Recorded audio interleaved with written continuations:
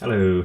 Sorry for the awkwardness. Hi, I'm Chris. I'm Hokago Paradise. And today I just sit in front of my microphone and talk into it for a few minutes without any plan because I don't know why, but I want to talk about Diebuster and I want to talk about a specific part of Diebuster today, and I don't know. I hope it's interesting. I'll go on as long as I can until I'm either too far into an off-topic corner or until I've said everything that comes to mind. But I want to talk about Diebuster in a way that is quite relevant at the moment, being that Diebuster is a sequel that has no reason to exist, or at least had no reason to exist in the past.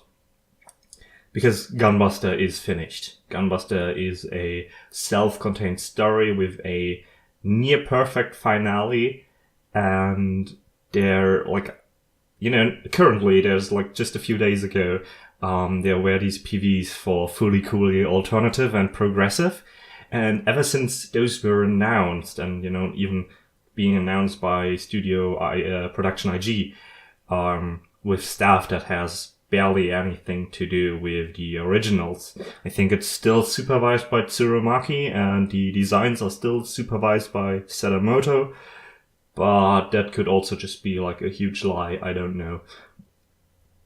The big thing is that when those were announced, everyone was like, why FLCL?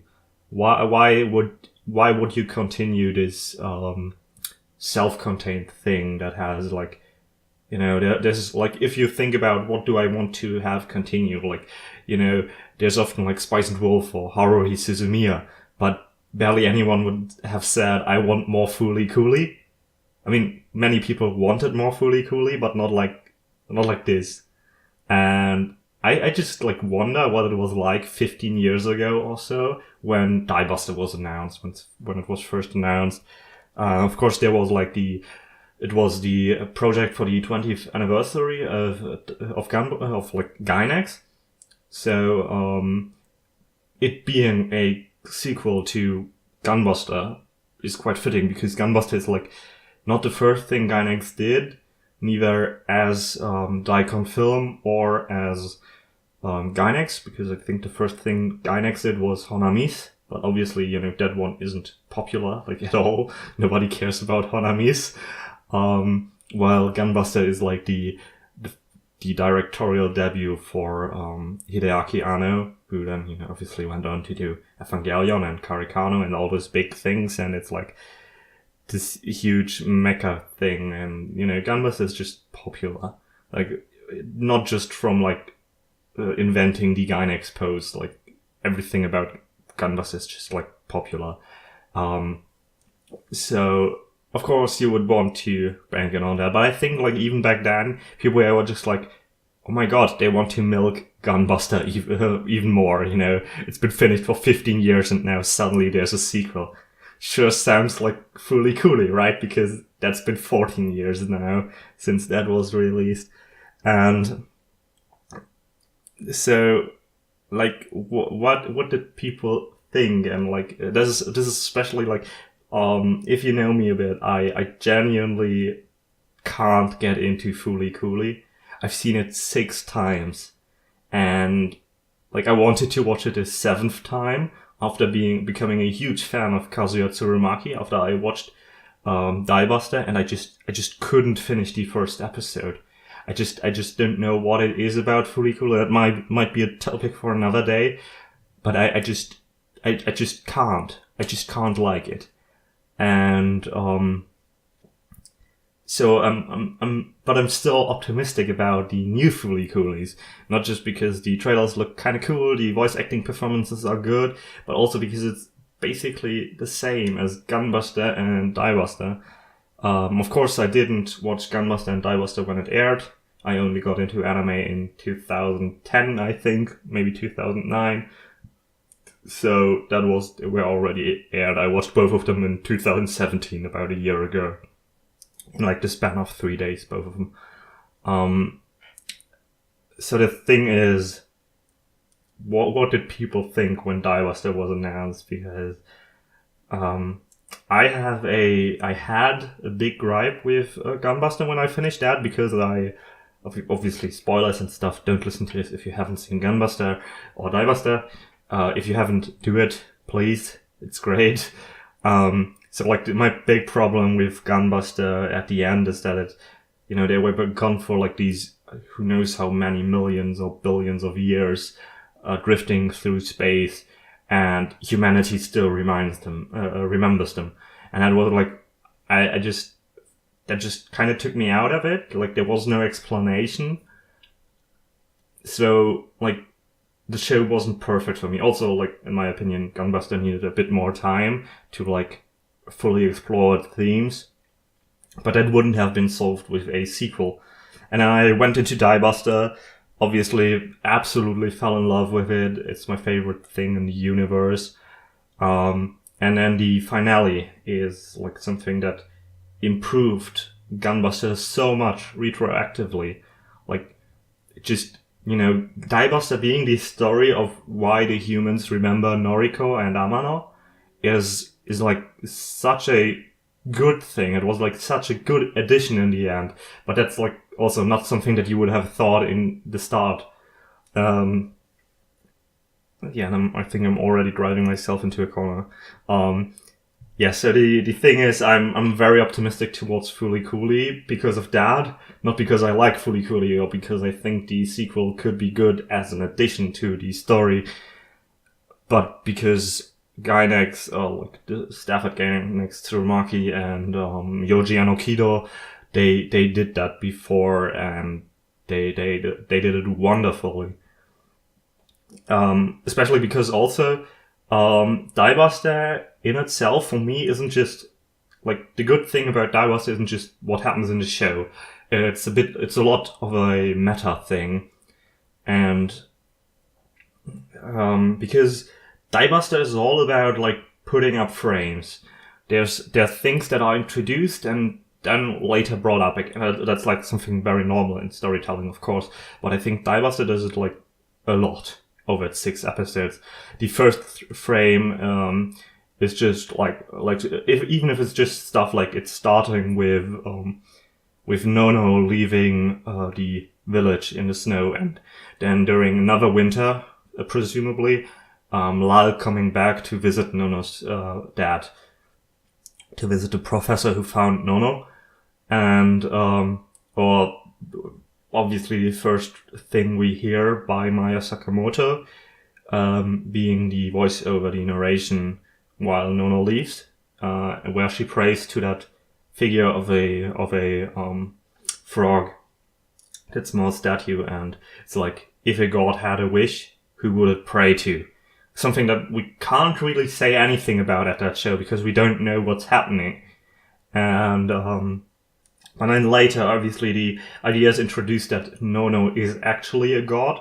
She's the goddess of the solar system. That's what she's called by some of the humans, by the commanders of the space fleet and stuff like that. And then later, just like at the start of the epilogue, at the end of the 6th episode, we once again get that narration by Maya Sakamoto, by Lal's VA, who's like, I've never seen a god. And, it's really, the frame is set up, then it plays around a bit with that, and then it closes the frame by, like, coming back to the original statement. And it does that a lot, and not just as, like, in the show, but on a meta-narrative level. Because, for me, Gunbuster is, like, the start of this frame, of this, like, Gainax frame.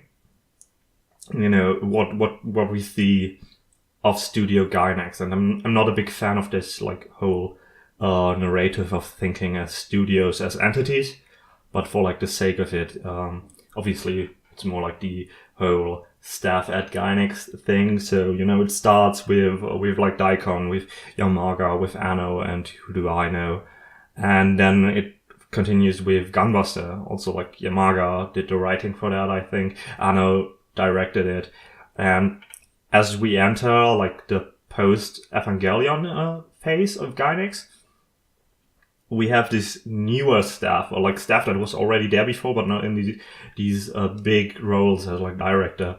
Tsurumaki obviously only being assistant director on Evangelion, but he got Fooly Cooly, and with Fooly Cooly there was like a big shift in what Gainax did, because before it was all more realistic in a way. I mean, Evangelion is the big thing, you know, this big, very dramatic thing that's going a lot into Psyche and Karakano as well. I've not seen any of the older things except Gunbuster, but I imagine it's gonna be somewhat similar when I watch Hanamis finally. And then like in the 2000s we have Mahoromatic. I just watched the first episode of that recently, and that's already quite different. Fooly Cooly, which is just like crazy nonsense fun. And then we have Diebuster, and even after Diebuster we have like the big things being Gurren Lagann and Panty and Stocking, all things that are not Evangelion, like at all. And Diebuster is like not quite at the start, but like in the early beginnings of that. So for the Gainax narrative, it's like Gainax starts as the Gunbuster thing and things like Gunbuster, and then Diebuster is this like start of a new, not startup, but an indicator of a new thing, you know, new staff that's coming on. Nishigori directed an episode of Diebuster, the best episode, even episode 5, and then he became, you know, character designer for Gurren Lagann. He didn't direct any full show by himself on at Studio Gainax. That had to take until like Idolmaster in 2011. And now he does, obviously, Darling in the Franxx. I'm not sure if I want to see, like, Trigger and Kara, if I want to put those into the Gainax narrative. So I'll leave those out. But, like, even now, Diebuster opened up this new state. But then, like, later, obviously, all the stuff, shortly after... I don't know if Anno was still at Gainax when Diebuster was a thing, or if he had already gone on to found Kara. But like definitely shortly after. I mean, if Diebuster released between like 2004 and 2006, the first Evangelion rebuild came out in 2007, so I don't think he was there at the end at least. And then obviously Tsurumaki followed Imaishi and his boys. They left to found Trigger later on after Panty and Stocking. Nishigori, Megumi Kono, they all left, and are now, well, I assume they are freelance, working with A1 a lot. And so that opens up a third era for Gainax, which is honestly just the hardly breathing corpse. We're getting Piano Forest in a bit. Let's see what's that like. Obviously, the Zero Century Emeraldas movies are announced. 3 movies coming out between 2020 and 2026. And I'm honestly not sure if Gainax is still around for the last movie. I can imagine it not happening. And Tribuster and Uru in the Blue being announced. Those are those aren't coming out until after Zero Century Emeraldas. And that's like, what the hell do they expect? Like, I did conduct an interview with Yamaga, and he said he had started writing on both Uru in Blue and Tribuster, like, you know, aim for the top 3, which obviously I'll just call Tribuster for now because that name is fun. And but that's not coming out until after the Zero Century Emeraldas movies are done because they don't have the money. So I don't hope that they are dead by then, and that like the idea for Tribuster goes towards Kara, or what do I know, to someone who can do a better job with it, because I'm not sure if I trust Yamaga with it. But like that would just give it to Tsurumaki, in my opinion. You know how I think about that. He's the best, and yeah, that's like the narrative for me. So like the frame is put up with Gunbuster, then it's like changed up in Diebuster, and then maybe Tribuster is gonna be like the end of the frame, just like Gainax is broke. Gainax is dead. There is no Gainax anymore, which would be sad, but like, I don't know. I fear we're facing that possibility, even though I'm no expert on the industry, of course. Yeah, and that's just like the whole meta thing, and then like obviously bringing up ideas again from Gunbuster. That's a huge thing in Diebuster. There's a lot like in the interviews I own, which I've not read all of them yet, but Surumaki said he didn't want to change up too much from Gunbuster's world, while Arno just told him to go crazy and do something nobody else could, and I absolutely love that. But there's even things like Nicola. I'll record like just like a ramble just about Nicola, hopefully, like if I'm interested enough to do another one, because there's a lot to say about that character. But he's like in the, Enokido mentions him as like the antithesis to the coach from Gunbuster, because in episode 2, at the end of episode 2, it is when like towards the climax of that episode, when Lalk is captured by the space marine, well, by the space police, and she just basically breaks out by summoning Disnev, and then like crashes the entire thing, breaks through the hull, and Nicola is like, "Well, you're a really boyish princess breaking through the hull like that," and it's like he's acknowledging it that she did something good, but he didn't do anything about it. He doesn't take responsibility. While in Gunbuster, in episode 2 of that, in Noriko, they chase after the Luxion, I think was the name, the spaceship that Noriko's dad was on, and they chase after that because she's like it's in space, and only a day has passed since like she heard her dad died in like light travel time,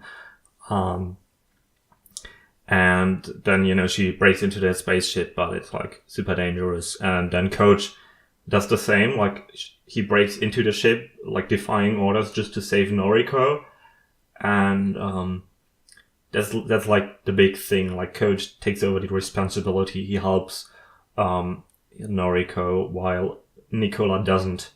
Nicola, there are like the way Enokido, I think was it, said it, is that there are no men like the Coach in Diebuster, which is more like there aren't that many male characters, but they're all kind of wimps. Like it's definitely a show about Nono and Lalk, about these girls, and Tisha, of course, in that one episode. But like, I think I'm driving myself into a corner again, but like it breaks up these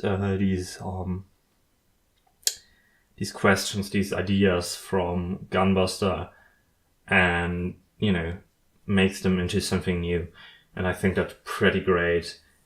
I'll probably just like take notes the next time I rewatch the show for like all these frames that I can notice. There's like another, like as I said, there's lots of things with Nicola that I'm keeping for another time. He's like the worst character, but also like one of the best. There's a lot of things with Casio. And hell, what I even love is that the Gurren Lagann, The Lights in the Sky Are Stars movie, the second recap movie for the latter half of the show, just seems to reference Diebuster so much. Like, not really, but also kind of yes. And that's also just like, Diebuster isn't a mistake. I know many things prefer Gunbuster because Diebuster is a bit crazier. That's like, the whole narrative of mecha fans being not spoiled anymore. Like there aren't that many mecha shows. You have to be really picky, and then even more shows go into a more crazy fun direction, or like just aren't the same as the old thing. We have that with Gundam, with G and Reconquista not being very popular, with Iron Blood Orphans not being that popular. We have that with Eureka 7 getting Eureka 7 AO later, which I'll not say much about because I don't want to talk about AO. Macross, obviously, Delta is not the same, like Frontier as well is not the same as like the original Macross. And so you just have to be a bit pickier, I think.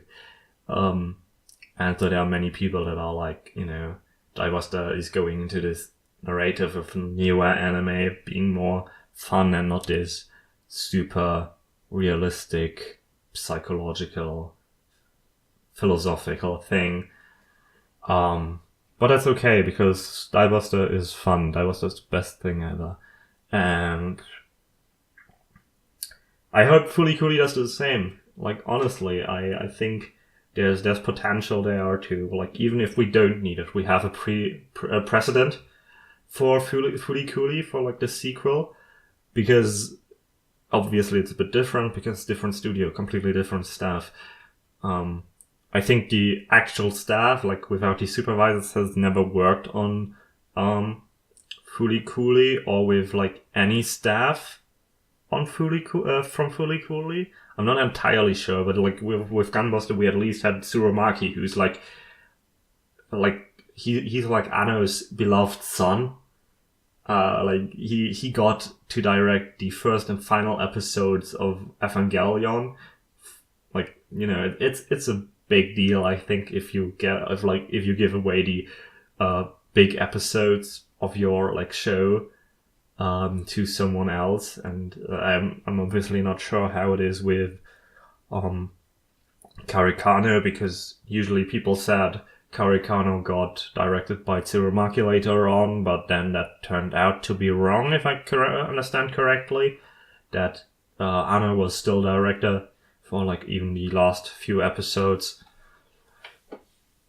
But yeah, I just think, and then obviously Tsurumaki got to direct the Rebuild movies. He's doing those with Anno just being like checking everything, if I understand correctly.